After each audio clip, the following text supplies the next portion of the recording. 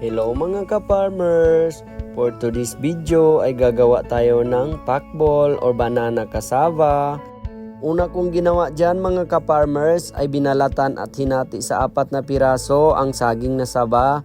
Tapos pinatag at pinanipis ko ang kinudkod na kamuting kahoy. Dapat sa cellophane ito i-flat at yung kamay dapat may plastic glove para hindi dumikit at masira.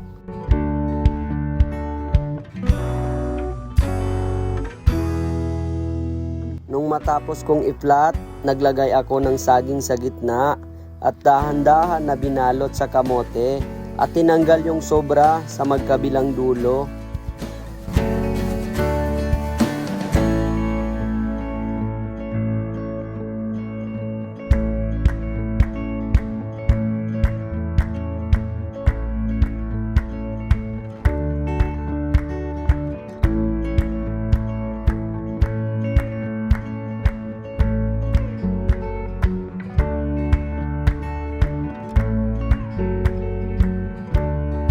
Nung matapos na, nagpainit na din pala ako ng mantika dyan para simulan ng prituhin. Isa-isa ko nang nilagay ang banana cassava.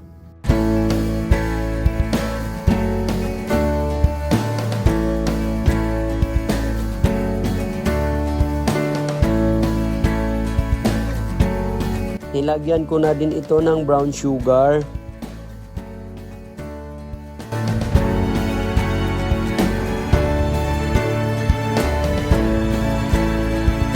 Tapos, minekos-mekos ko na din siya para pantay yung pagka-coat ng sugar.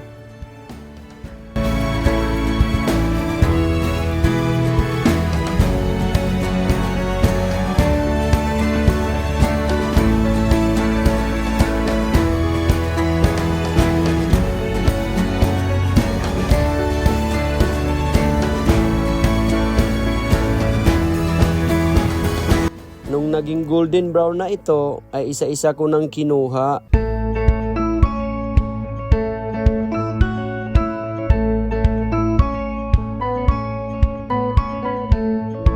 At ito na ang ating finished banana cassava or pakbol.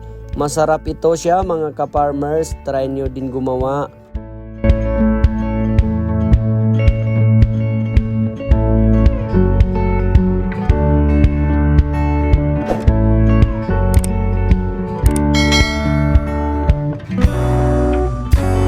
Thank you for watching.